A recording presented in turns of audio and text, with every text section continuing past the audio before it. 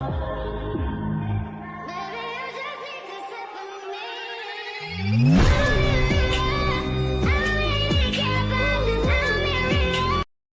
के स्टार्टिंग में हमें 3 क्यूट बच्चों को दिखाया जाता है जो कि अपने लिए मम्मी खरीदने आए होते हैं। वो तीनों बच्चे स्पीकर पर अनाउंस करते हैं कि हमें हमारी डैडी के लिए एक क्यूट सी वाइफ चाहिए और हम तीनों के लिए एक मम्मी, और जो भी हमारी मम्मी बनेंगी हम उन्हें 5 मिलियन देंगे।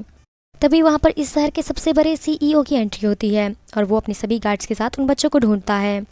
वो अपने बच्चे से स्पीकर छीन के कहता है, बच्चों तुम सब अभी 5 साल के ही हो और इतनी बड़ी बड़ी बातें करते हो। तभी बच्चे बोलते हैं, डैडी आपकी एज बहुत हो चुकी है, अभी तक आपको शादी कर लेनी चाहिए थी। अगर आपको किसी वाइफ की ज़रूरत नहीं है तो कोई दिक्कत नहीं, लेकिन हमें हमारी मम्मी की बहुत ज़रूरत है। बच्चे कहते हैं, डैडी अगर आपने आज अपने लिए एक वाइफ नहीं ढूंढा तो हम सब घर नहीं जाएंगे।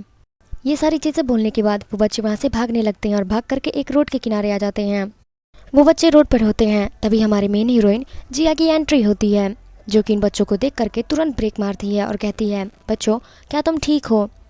बच्चे ये देख करके तो बहुत ही ज़्यादा खुश हो जाते हैं और कहते हैं, मम्मी हमने आपको फाइनली ढूंढ ही लिया। इस पर जिया कहती है, बच्चों मैं तुम्हारी मम्मी नहीं हूँ और ये तुम कैसी बातें कर रहे हो। वो बच्चे कहते हैं, नहीं मम्मी आप ही हमारी मम्मी हो।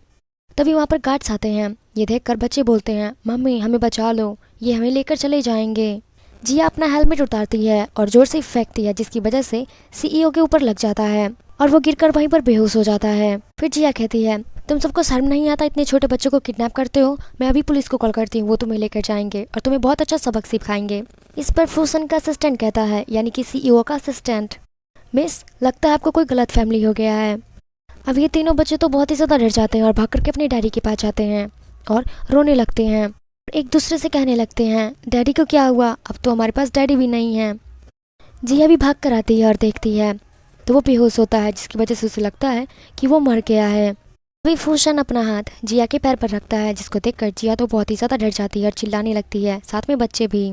जिया अपनी इस हरकत के लिए उनसे काफ़ी ज़्यादा माफ़ी मांगती है। CEO का बेटा कहता है, मम्मी आपको माफ़ी मांगने की कोई ज़रूरत नहीं है, डैडी अभी सिंगल हैं और यही उनकी सज़ा है।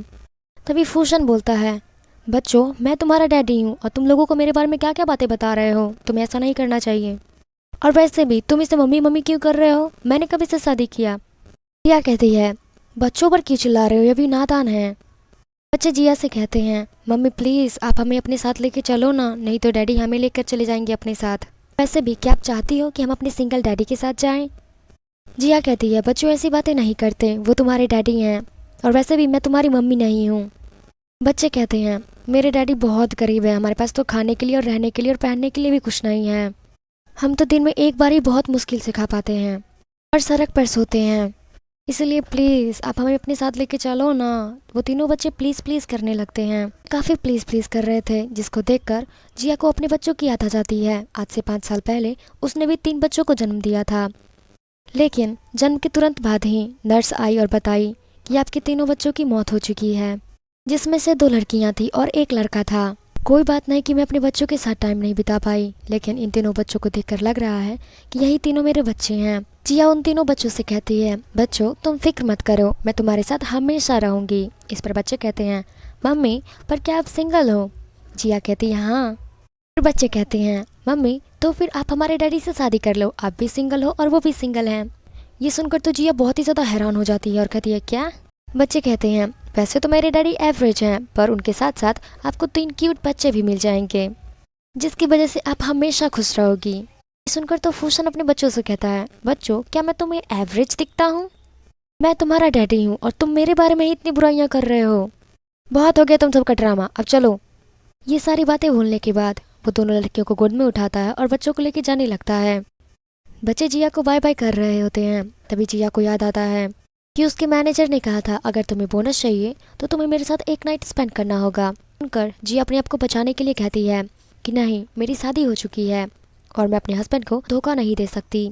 जिस पर उसके मैनेजर को तो यकीन ही नहीं होता है। वो कहता है कि अगर तुम्हारा वाकई में कोई हस्बैंड है तो उसे मुझसे भी मिलाओ। इस पर जिया कहती है, कोई बात नहीं, कल आप उससे मिल ही लेना, आखिर फिर मेरा बोनस आप रोक नहीं सकते हैं।